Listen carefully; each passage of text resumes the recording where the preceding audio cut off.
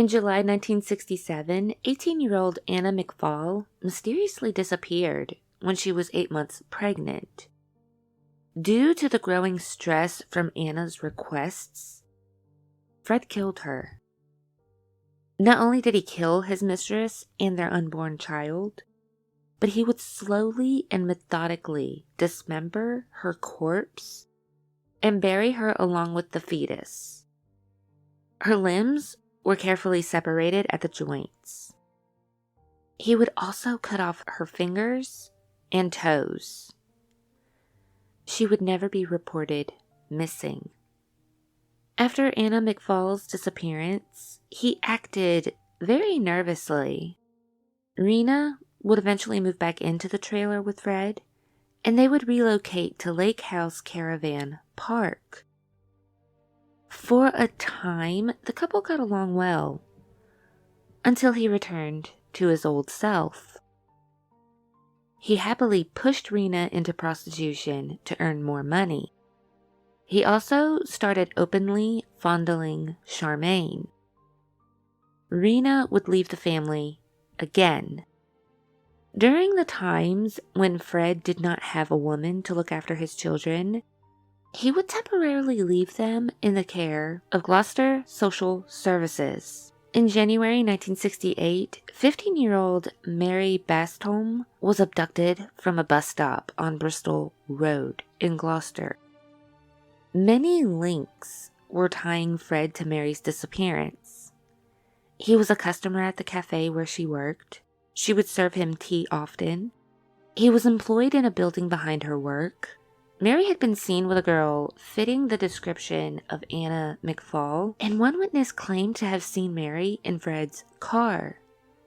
In February, Fred's mother died of complications from a gallbladder operation.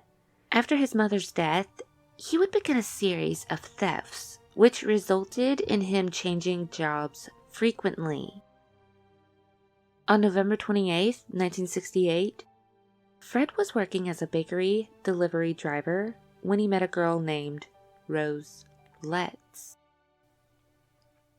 Rosemary Pauline Letts was born on November 29, 1951, in Northam, Devon, England, to Bill and Daisy Letts. She was the fifth child born of 7 children. Her father suffered from schizophrenia, while her mother suffered from severe depression. Bill was said to physically abuse his wife and children, whom he always demanded complete obedience from. Often described as enjoying disciplining his family and seemingly looking for reasons to beat them. Due to his mental instability and other factors, he was not considered an ideal employee because he was constantly drifting from job to job, and he did not have any desirable skills. So because of this, the family would always be short on money. Bill's son Andrew would later say of his father, if he felt we were in bed too late, he would throw a bucket of cold water over us. He would order us to dig the garden, and that meant the whole garden. Then he would inspect it like an army officer, and if he was not satisfied, we would have to do it all over again. We were not allowed to speak and play like normal kids. If we were noisy, he would go for us with a belt or chunk of wood. He would beat you black and blue until Mom got in between us. Then she would get a good hiding. Daisy's depression deepened after giving birth to 3 daughters and a son, while also trying to cope with a violent husband. She was hospitalized in 1953 and treated with electroshock therapy. After receiving numerous treatments, Daisy gave birth to Rosemary. The effect of the electroshock therapy while pregnant with Rosemary was unknown. However, many considered this treatment to have impacted the child significantly, as she was considered to be different from other children. While she was a baby, she developed a habit of rocking herself in her cot. If she were to be in her pram without the brake on, she would rock so violently that it crept across the room. This habit would continue as she became older. but she would only rock her head for hours. Her family believed that this indicated she was a bit slow, but as she grew, she would continue to swing her head for hours, until it seemed as though she had hypnotized herself into semi-consciousness. Because of this, she earned the nickname Dozy Rosie. Rose was described as not very intelligent, but she had very pretty features. While many claimed she was not very bright, she was smart enough to stay in her father's good graces, always doing whatever he wished immediately. This allowed her to receive affection from her father as well as escape his beatings. However, her lack of intelligence would be seen while attending school. Rose would also receive a lot of bullying from her classmates as she was overweight, but she would often lash out at her tormentors and attack those who teased her, giving her a reputation as an ill-tempered, aggressive loner. When she was a teenager, Rose was very interested in sex. She would walk around her home naked after taking baths and climb into bed with her younger brother, where she would fondle him. Her father forbade her to date, but because she was chubby and had an aggressive attitude, the boys her age weren't interested in her anyway. She would instead focus her attention on the older men in her town. Rose and the other girls in the community feared for their safety in January 1968, when 15-year-old Mary Bastholm disappeared at a bus stop. Mary was on her way to visit her boyfriend when she was abducted. She was carrying a Monopoly set, and all authorities could find were a few pieces from the board game at the bus stop. Her disappearance was believed to be linked to several other rapes which had occurred in the area. For a while, Rose took caution when she was out. However, she would soon find herself bored and lonely. She would go out to find the company of a man. In one of these instances, an older man reportedly took advantage of her naivety and raped her. Early in 1969, Daisy Letts was finally done with her husband's beatings and took 15-year-old Rose and moved in with her daughter Glynis and her husband. While living with her sister out of her father's watchful eye, she would spend a lot of time out at night. Her brother-in-law claimed Rose would go on with men much older than she was, and at one point she even tried to seduce him. Later on that year, Rose decided to move back in with her father, which surprised a lot of people. Some rumors began to spread that Rose and her father had an incestuous relationship, and Bill Letts had a reputation for molesting young girls. But these were just rumors. They're not verified or proven to be true. In her teens, many expected Rose Letts to lead an unhappy and hard life, as she was not very smart and very ill-tempered. She wasn't productive and rebelled against authority. Shortly after turning 15, Rose would meet Fred West while they waited for the same bus.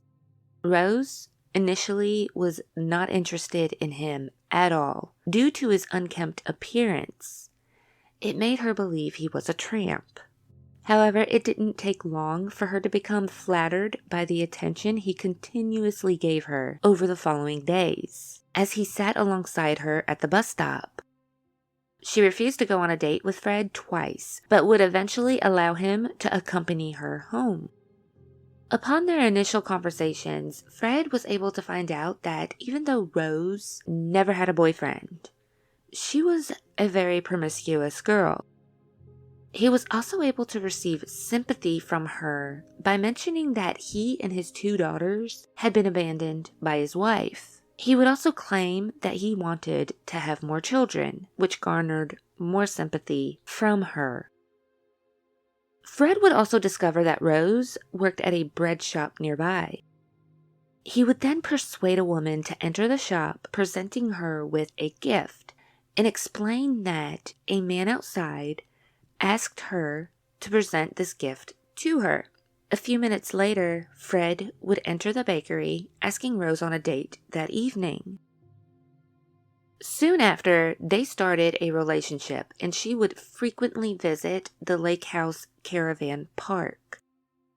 Rose would also become a motherly figure to Charmaine and Anna Marie, noting that they were neglected and providing them with care and affection. In the early days of the relationship, Rose would insist that she and Fred take the girls to go gather wildflowers. In just a matter of weeks from her first encounter with Fred, Rose quit her job at the bread shop and became the nanny of Charmaine and Anna Marie. This decision was made on the pretense that Fred would provide her with sufficient money to give her parents on Fridays so that it would convince them that she still worked at the bread shop. After dating for several months, Rose decided to introduce her boyfriend to her family, who were not happy with her choice of partner. Daisy Letts was less than impressed with Fred and pegged him to be a pathological liar. Bill Letts fiercely disapproved of his daughter's relationship with 27-year-old Fred West and threatened him. The parents would go on to forbid their daughter from continuing her relationship with Fred. However, she would defy their wishes. In response to their daughter's retaliation, the parents visited Gloucestershire Social Services, explaining that their underage daughter was dating an older man. They also told them that they had heard a rumor that Rose was engaging in prostitution at his trailer. So in August 1969, Social Services placed Rose in a home for troubled teenagers, and she was only allowed to leave under controlled conditions. When she was allowed to visit her parents on the weekend, she would always take that opportunity to visit Fred. Rose was able to leave the home for troubled teenagers on her 16th birthday and return to her parents. At the time, Fred was serving a 30-day sentence for theft and unpaid fines. But when Fred was released, Rose left her parents' home to move into a flat with Fred. Shortly afterward, he would collect Charmaine and Anna Marie from Social Services. Bill Letts would make one more attempt at preventing his daughter from seeing Fred. But during an examination in February 1970, everyone found out Rose was pregnant. She was again placed into care. However, she was discharged on March 6th, under the agreement that she would terminate her pregnancy and return to her family. But instead of following this agreement, she went to live with Fred. Her father then forbade his daughter from ever setting foot in his house ever again. 3 months later, Fred and Rose left the flat and moved to the ground floor of a 2-story house on Midland Road. On October 17, 1970, Rose gave birth to her first child, a daughter named Heather Ann. But only 2 months later, Fred was sent to jail yet again for stealing car tires and was sentenced to serve 6.5 months. At 17 years old, Rose looked after all 3 girls while Fred was in jail. Charmaine and Anna Marie were also told to refer to Rose as their mother. With 3 children to take care of, a boyfriend always in trouble with the law, and money problems, Rose's ill temper constantly flared. She began resenting the fact that she had to take care of Rena's children and started treating them horribly. Anna Marie claimed that she and Charmaine were frequently subjected to criticism, beatings, and other forms of punishment in Rose's care. While Anna Marie would show her emotions in response to the physical and mental abuse Rose put them through, Charmaine infuriated Rose because she would not break. She wasn't going to give Rose that satisfaction she wanted. She remained stoic, unbothered, and she refused to cry or display any sign of grief, no matter how severely she was physically abused. Charmaine would tell Anna Marie that she believed her mom would come to save her. Anna would also state that her sister would constantly antagonize Rose by making statements like, "My real mommy wouldn't swear or shout at us." A childhood friend of Charmaine's would recall an incident where she walked into the West's flat to see Charmaine standing on a chair, naked, gagged, and her hands bound behind her back with a belt, as Rose stood beside her with a large wooden spoon in hand. The child stated that Charmaine appeared calm and unconcerned, while Anna Marie stood by the door with a blank expression. On March 28, 1971, Charmaine received treatment for a severe puncture wound on her left ankle at Gloucester Royal Hospital. Rose explained to the staff that the injury occurred from a household accident. Fred was expected to be released on June 24, 1971. Rose brought Charmaine, Anna Marie, and Heather to visit their father on June 15th. But sometime between the 15th and the 24th, Charmaine was suddenly missing. Anna Marie would ask about her sister's whereabouts, to which Rose would state that Rena took her home with her. Rose explained Charmaine's disappearance to others by claiming that Rena had called and taken her eldest daughter to live with her in Bristol, and she informed staff at Charmaine's school that she moved to London with her mother. But Rena never did collect her eldest daughter. Charmaine was in the coal cellar of the home until Fred returned from prison. He would bury Charmaine's naked body in the yard, close to the back door of the flat. Before burying her, he would remove her fingers, toes, and kneecaps. This incident provided a great opportunity for Fred, because it formed a secret between him and Rose that he could hold over her head for the rest of her life.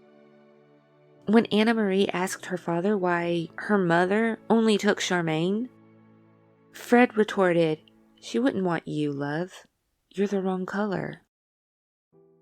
When Rose murdered Charmaine, she created a bit of a problem for Fred. He was still married to Rena, and she would sporadically come check on her daughters. It would only be a matter of time before she would come looking for Charmaine. With Charmaine dead, this created a problem, but it would also provide him with an opportunity. In August 1971, Rena began searching for her daughters. She was unaware that Fred and her children had moved. As any mother would be, she was depressed and extremely anxious when she didn't know where her children were. When she finally received Fred's Midland address, Rena sought out to confront him. It is believed that she wanted to discuss receiving custody of Charmaine and Anna Marie. It was reported that she went to Fred's father to question what happened to Charmaine.